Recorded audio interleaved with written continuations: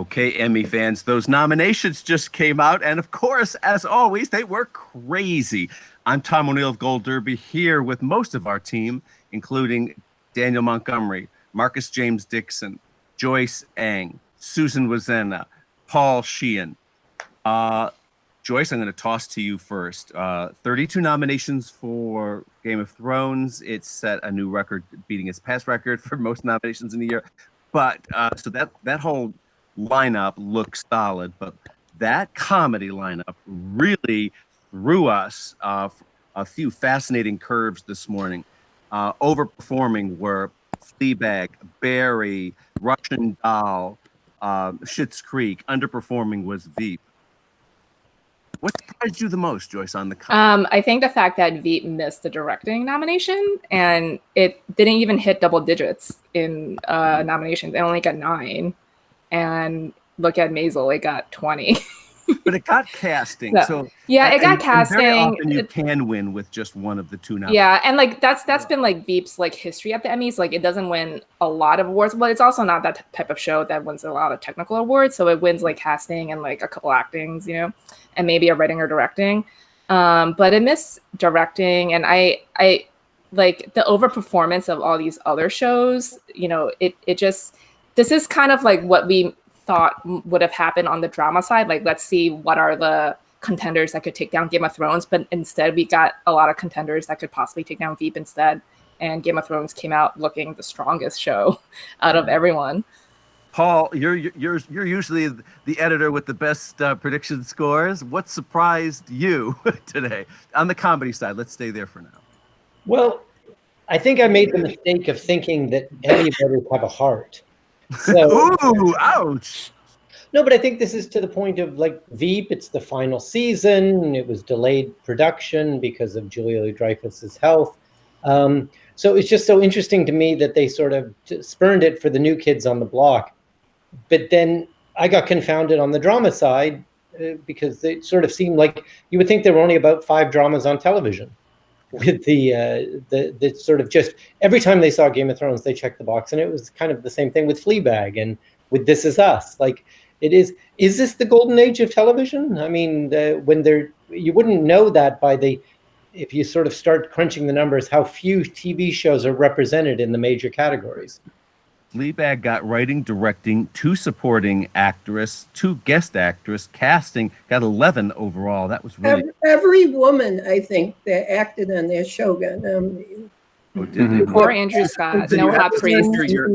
You're cutting your head off. You have to center yourself in your own image. I'm sorry. Russian Doll got 13. All the biggies, casting, writing, and everything, but no directing. What else? Schitt's Creek, 4 nominations was all, but of course one of those was for series, and we knew, all of us, that could happen. And then Barry performing with 17. I mean, all major categories. Tom, say why you knew that could happen. Like with Schitt's Creek, what made the difference for Schitt's Creek this year? Because it's been the inside cool show like Fleabag. There are 2 correct answers if someone asks you in the inside industry of TV. What are your favorite comedies? The cool answers are Fleabag and Schitt's Creek. And Schitt's Creek's been building and building and building. And I thought we would have seen more evidence like last year that it was this strong. But yet on the other hand, we knew it could.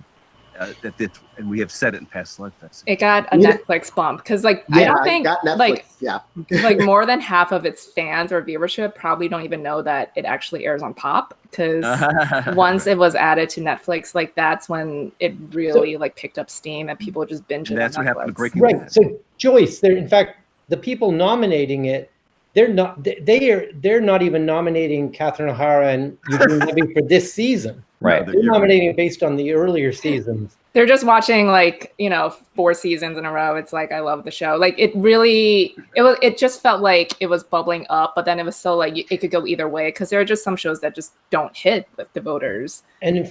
And Marcus, you've always been reminding us about Netflix and to remember whether the show streams on Netflix originally or in previous seasons. That's when Eugene Levy gets the nomination for actor, I'm like, oh, that's cute. They threw the show a bone. And then Catherine O'Hara got in, and then it got in for comedy. I'm like, wow. If anyone out there predicted those 3 nominations, you were like, yeah, the I think king most of people were predictions. just picking Catherine. Yeah. We had 3 experts out of 26 predict a nomination for Schitt's Creek. Wow. That's crazy. Daniel, you're Good for a big them. Russian Doll fan. Come on, you're as big a fan as you are. Did you think it would do this well? I didn't think it would do this well in terms of the total.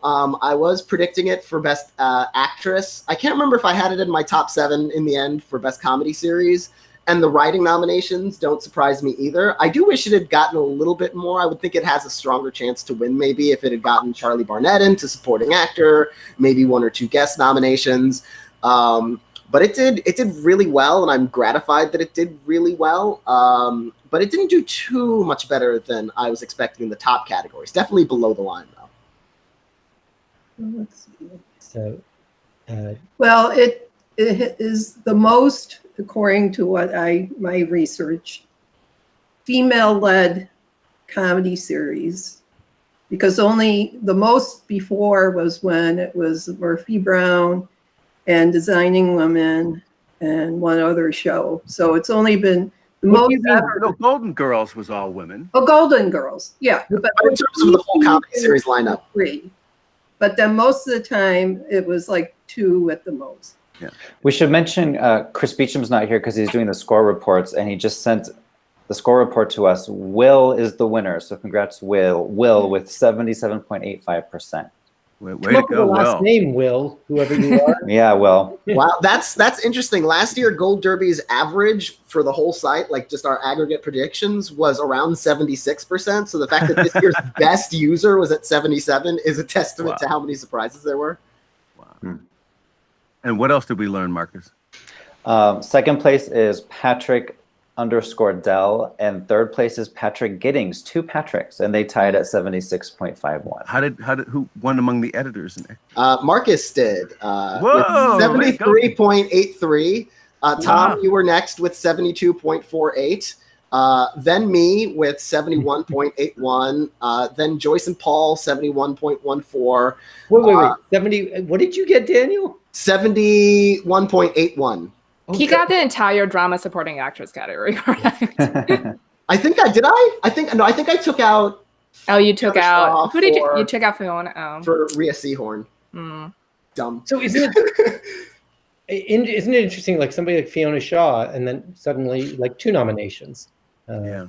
And that happens sometimes where we'll see like if a person is on 2 shows, suddenly they'll pop up twice. Like I remember when Gabby Hoffman got in for Transparent and for Girls, and Riz Ahmed got in for The Night Of and for Girls. It's like they vote for them in like their main category, and then you see them on cast. It's like, okay, I'll vote for them again. So Right, but Joyce, that didn't you happen wrote to about- Connie Britton this year. She was all over the map and she missed everywhere.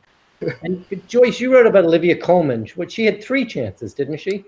Well, she had 3 chances until we found out that The Crown would be delayed, and she wasn't submitted for Les Miserables on PBS. Oh. So her only chance this year was Fleabag, and she got in. So, Marcus, let's go to you. You had the best score, so you had a couple of points you wanted to make this morning. So first, congratulations. Yeah. Thanks. Yeah, it's really interesting. You were mentioning all the comedy series with double-digit nominations. And for drama, it's the exact opposite. You have Game of Thrones at 32. There's only one other show with double digits, and that's The Handmaid's Tale, which didn't even air. If you're at home wondering it's why just is The it's Handmaid's hanging Tale- episodes. No, it's orphaned. They're orphaned episodes. There was 3 episodes that aired in July last year, so they were not eligible. So the Just in genius below-the-line is categories, yeah. Yeah, below, it's eligible and, in like series and regular acting. they got writing, I think, and directing too, which is insane because you know the geniuses over at Hulu that thought that they could do this, and it actually worked out. Besides that, it's Better Call Saul with 9. Like it's Game of Thrones just completely dominated everything. Yeah, and I think that's because not getting in for writing. Yeah, I think it's because what happened is, and we've seen the ballots and how it works. You can vote for as many nominees in a category as you want. Like when you're voting for like, oh, check, check, check. You don't have to just vote for 6 or 7. You can vote for as many as you think are deserving. And I think that's how we got so many multiple nominations for so many shows, for like just a few shows. So like everyone watched Game of Thrones, even if half of them hated it, the other half loved it enough and checked out off everyone they could get their hands on. So that's Alfie Allen gets in for that show even. Yeah. And same thing with Fleabag, same thing with When They See Us in the limited series categories. And I think in peak TV, is the irony is that there are so many viewing options and there are so many voting options that everything sort of splits the vote below a certain level, so that you get these massive concentration of nominations for the top shows, and nothing else gets quite enough support to even get it anywhere. Another big story is American Horror Story switching from limited to drama. It pulled it off with 5 nominations, which is more than last year and more than the year before. So congrats to FX for that. It's not a drama decision. It's a limited series. So this is their revenge, everybody. Hey, look at all of the snubs of beloved Hollywood veterans. No Allison Janney for the first time in a million years. No William H. Macy. He's always nominated. Well, we knew he was missing after Operation Varsity Blues. That's a good point. Tracy Ellis Ross didn't get in, but Anthony Anderson did. Julia Roberts didn't get in for Homecoming. Homecoming completely bombed. I know, and we thought it was going to do better overall. Richard Madden not getting in, but the show getting in. That's weird. I think it's because there were 6 slots for best drama actor, and there ended up being 8 nominees for best drama series. So I'm guessing it was number 7 or 8 for drama series, and he was maybe number 7 or 8. And it wasn't within 2%, so he didn't get in. And no Rob Starr can't get his Charles Chandler for Catch-22, which really underperformed. Joyce, reiterate what you just said about the 2% rule. It's not like an exact tie in a lot of the categories. You just have to come within 2% of like the 6th place nominee or 7th place nominee. And then if you do, then you become a nominee in the category. So that's why some categories have 8 nominees or 7 if it was just a field of 6, or 6 if it's a field of 5. So since the show got in and Richard Madden didn't, then I'm guessing, like Daniel said, he was probably 7th, but he didn't come within 2% of whoever the 6th place nominee was. So who wants to jump in here and size up the race for best comedy series for us out? And let me add one more observation before I pass off to the brave soul who will make a really brutal prediction now of what wins here, because obviously Veep is vulnerable. Maisel got 20 nominations. So it proved itself very strong across the board, but it was not nominated for writing. And now this is a theme this morning that we're seeing, how strong a certain show is in every single category, and then boom, not getting in for writing or directing, or directing. They are not. All of these shows we're talking about are getting nominated, like Russian Doll, for one or the other, and that's basically what you need, one or the other, and a casting nomination, or as our buddy Riley Chow likes to point out, those key crafts awards for like sound mixing and picture editing and so forth. Well, Marcus has to be the one to weigh in with the. Okay. So what wins now, Marcus? It's been Maisel for me for a while, and you just mentioned the crafts. I mean, look at how many craft nominations that Maisel got compared to Veep, which we knew it would. I mean, Maisel is the Mad Men of comedy series. It's going to get all of that below the line support. And it will be interesting to see them go head to head, because Veep was not eligible last year. So of course Maisel won. They've never faced off before anywhere. It's so going to be interesting. But look at Barry too. We have to remember Barry. Look at all those nominations for supporting. Unbelievable. 3 supporting actors, 1 supporting actress. That's insane. Yeah, I think it's Maisel versus Barry. Yeah. I'm a little bit, I would think, Maisel won last year. It exploded in the nominations this year, so it's got this in the bag. But it reminds me of sort of The Handmaid's Tale, when in season 2 that exploded much higher in its nominations than it had in season 1, and it ended up just really dying in the top categories. That's a good point. But I think you're not writing off Veep entirely, are you? No, not entirely. Maybe for comedy series. Really? Yeah. Idiot. Come on. If it had done a little bit better than 9, because the thing with Handmaid's Tale versus Game of Thrones last year was that even though Handmaid's Tale went up, Game of Thrones was still held steady from its previous performance. This time, Veep lost almost half of its nominations from the last time it was eligible. It went from 17 to 9. Hey, I'm going to interject here. So, Joyce, you are our stats guru. Just off the top of your head, and I'm really putting you on the spot here, how often does a series win for its final season? Comedy series.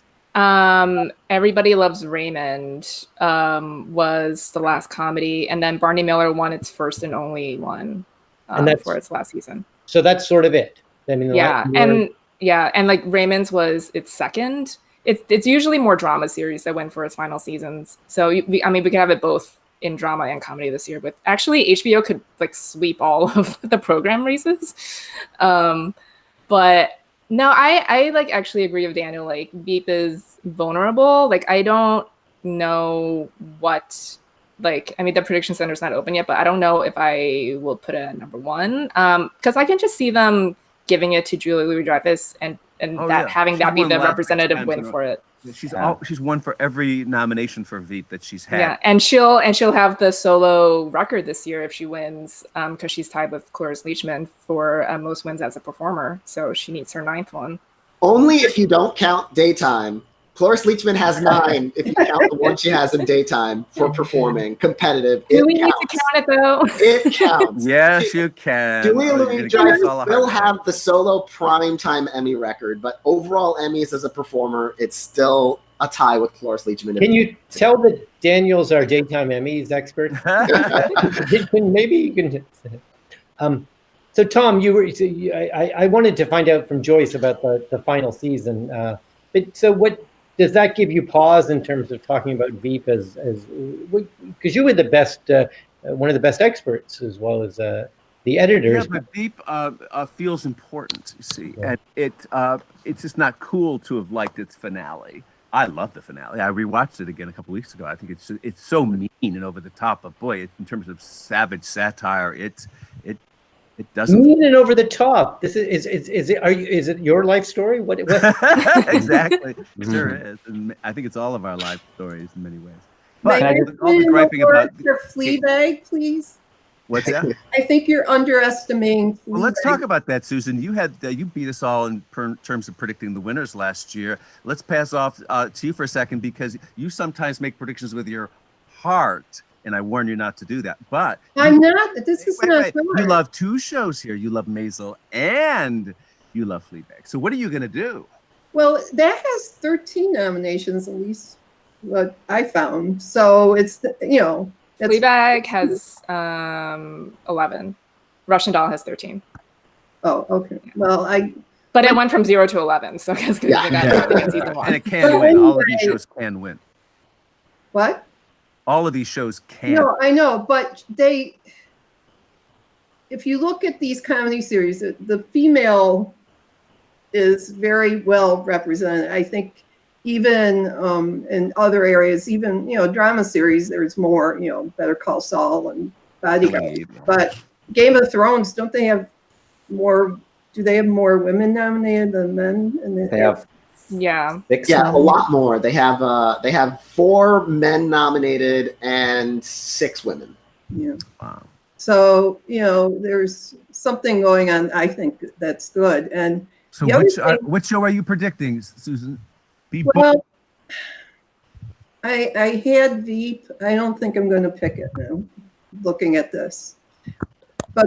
The other thing that was interesting to me was how... Answer the question. If you don't go with Veep, what are you going for? I'm not letting you off the hook. Maybe I'll start off with Fleabag just to see what happens.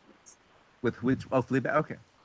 Just because it's the new shiny object. And they got nothing in 2017. And now, like I said, every woman in the cast practically got nominated. And now you don't rank the winner's choices like you did in the old days. You just check off one, so it's a plurality vote. And you can split the vote, like all the Game of Thrones people can split the vote. That's true. So what's your prediction, Joyce? Let's go through the list here. Best comedy series. Marcus is still with Maisel. Yes. I will go with Fleabag now too, just because I love it more than the others. Okay. But these auteur shows never win, guys. I mean, Louis doesn't win, Curb doesn't win, Master of None doesn't win. It's like, why are you picking a show that the history says it's not going to win? But they actually love it though. Like to go from 0 to 11. I'm not saying it will win, but like yes, you are. That's your job. But going from 0 to 11, and it premiered literally 2 months ago, and everyone went wild for it.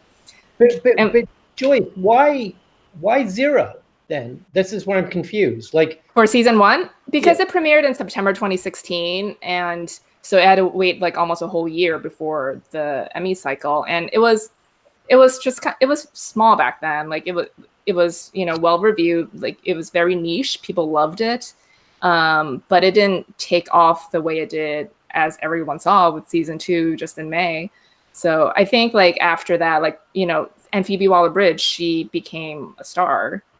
She created Killing Eve. She got nominated last year for Killing Eve for writing, and she's in a bunch of movies now. So people like caught up with it, and people were begging her to make a season 2 because she was never supposed to make a season 2, and she was still doing her one-woman show, doing a tour. She's still doing it now. So I think it just was a slow burn over the last 3 years. Not that I expect a lot of Emmy voters to know this, but those that do you think it'll give anyone pause that there's no more to come? This is it. It was 2 seasons. Well, for now, sure. 12 episodes. Like it's wonderful, and it's sort of her piece of work, but it's not Maisel. I mean, Maisel, every episode is a feature film. And now, do you think, Marcus, you love Maisel? I mean, do you think because TV loves big, and it's a big comedy, it's twice as long as all the others, does that give it an edge in your mind? Well, certainly did last year, and I mean, Ally McBeal won for being an hour-long drama, so we know that they're not against that. But yeah, I just think when you look at all the nominations it got last year this year compared to last year, and it didn't have Veep last year. I realized that, but I don't think Veep's going to do a lot of business. I mean, Julie Louis-Dreyfus, I think she's a lock. It's going to be the goodbye hug. She's going to get a standing ovation. We can already predict that moment. But I don't know if Veep's the kind of show that's going to get all this love for the final season like a Breaking Bad did. Let's not omit the strong possibility of a Barry upset here. Yeah. Kaminsky underperformed today. Did not series. Another show about acting, learning the acting field and trying to break into the acting field. And remember who's voting here at the Emmys: people in the TV industry. So that resonates powerfully with them, and we know that shows about show business do well, including Maisel last year. But it's not set contemporaneously right now. Maisel, so Barry may have an edge there. But without a Kaminsky in for comedy series, now Michael Douglas and Alan Arkin got in for the acting, but with Kaminsky underperforming and Barry overperforming and way overperforming, I think it can win. Anyone else agree or no? Yeah, yeah, I have it in second because it already overperformed last year when it won. I mean, we all knew like Henry Winkler was winning, but I think we all expected Donald Glover to win, and Bill Hader won. Actor, like it's precisely the type of show that breaks through even more so in its second year. Like we knew it was gonna like hit the sweet spot in this first year, so that was just kind of like the hors d'oeuvre for this year, and it got multiple supporting nominations this year. So yeah, I think the one thing that might hurt Barry is how much darker it is than most of these other shows. We've seen that even when they do really well in the nominations, like the really darker dramedy nominees rarely win. They like the Black silly couldn't comedy. win. Desperate Housewife couldn't win. Ally McBeal did win, but that was a little sillier. Maisel won, even though it has sort of drama and comedy elements, but it's literally about a stand-up comic, so it has comedy like really front and center in it. So I wonder if that's going to be the biggest problem Barry has, is overcoming how dark it is for a comedy. I just want to add, even though Dead to Me got snubbed in comedy series, Christina Applegate got in. She was the only nomination for the show. I called it too. I was very proud of that one. Nice. Should we talk about limited series real fast? Yes, go ahead. So no Catch-22 and no Very English Scandal for Best Limited Series. I changed it out at the last minute last night and got it right. I ditched English English Scandal for Sharp Objects and Smart. So funny, back in like January, February, we were talking about this race and how hard it was to predict. But as soon as May 31st happened and when They See Us actually streamed and people saw it, I think the race was over on that day. And now you see in the nominations, even though it didn't get the most for a limited, Chernobyl did. 16, yeah. Chernobyl Burton got 17. Yeah. And, Chernobyl at 19, yeah. But look at how When They See Us overperformed with the acting branch, which is the biggest branch. I mean, they got people, I don't even know if all these people were in the prediction center. That's how shocking some of these nominations were. Yeah, they got in two what I would think are ostensibly supporting performances into lead actress. And we knew lead actress was stacked this year. So the fact that they got Anjanou Ellis and Niecy Nash in there with some relatively limited screen time compared to their rivals, is huge. They got in 3 supporting actors. They got in the big stars, Michael K. Williams and John Leguizamo. They also got in Asante Black, who's one of the child actors on the show. It got in Vera Farmiga and I can't remember her name off the top of my head, but one of the other mothers, I think, of the Central Park 5 into supporting actress. And so they saw it on their ballot. They're like, check, check, check, check, check. I wonder how many other When They See Us actors filled into like the 7th, 8th, and 9th place positions in those different categories. It was Marsha Stephanie Blake. She was the other one for supporting. But don't you Marcus, what are you going to do for Deadwood versus Bandersnatch now for Best Movie? Because Deadwood didn't get nominated for Ian McShane or for writing, right? Or it missed some real key ones. Yeah, I was bummed that Ian McShane didn't get in. I'm still going to pick Deadwood for... No, writing, directing, or McShane. How many? I'm looking now. Deadwood got 8. And Bandersnatch only got 2, and it didn't get writing like Black Mirror usually does. It got Best TV Movie and Best Creative Achievement and Interactive. So yeah, I think Deadwood is probably still up front. Well, here's the question: Did any of the other movies get writing or directing nominations? I mean, Brexit only got the 1 nomination. Yeah. So the writing nominations were Chernobyl, Dannemora, Fosse Verdon, Very English Scandal, When They See Us. So no movies got in. So that doesn't hurt it. And then directing. I knew you'd come rallying to its defense. Directing, I know you take this personally. Chernobyl, Dannemora, Fosse Verdon, English Scandal, When They See Us. So no movie got in for either. So yeah, Deadwood's going to win. It looks pretty safe now that I look at But this means Ian McShane and Timothy Olyphant can get their Emmys. That's true. They're producers. Good point, Joyce. Okay, anybody got a final thought or so here? Just jump in.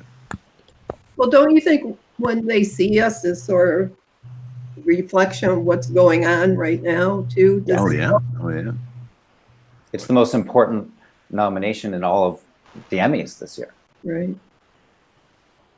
Well, a couple that I've looked around and I've enjoyed. They got in World of Dance got in 4 choreography nominations, but it got none last year. And so poor Dancing with the Stars. It's all because of you, right? Yeah, they have 2. It's because of Bobby Bones. So. And then 4. Oh, there you go. They have 2 So You Think You Can Dance this year and 4 World of Dance. And those World of Dance choreographed numbers are basically their production numbers. It's huge production numbers. So that could be a threat to win there. Beyonce. Queer Eye wasn't nominated for a competition show. I was surprised. Oh no, Queer Eye is a structured reality. Yeah, it's not a competition. So. Oh, okay. And it got in. It didn't get in for its hosts. That was a bit of a surprise.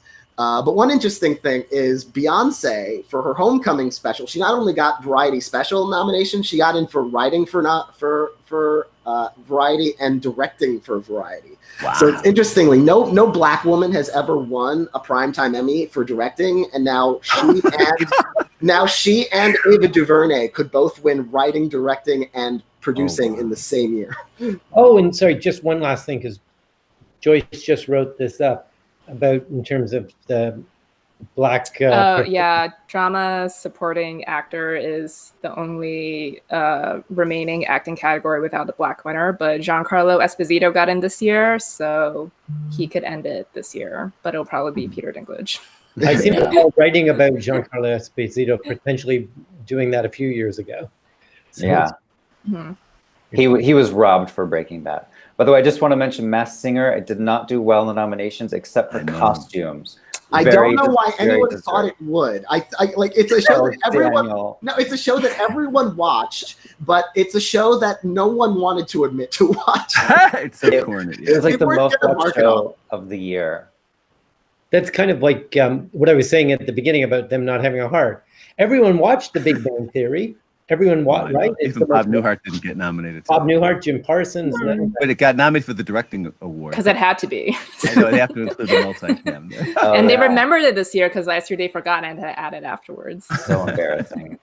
Okay, it doesn't matter what we think in the end. It's all about what everybody thinks in terms of predictions. So you watching this or listening to this, go to Gold Derby, make your predictions, and plant your flags in the sand right now. You can make changes all the way up to Emmy Day, and we're going to do the same. But this is the fun part now where you start with a blank check or a blank ballot. Hurry up, because we all want to steal from you. We know that you're the smartest prognosticator on the planet. Prove it. Go to Gold Derby right now. Thanks.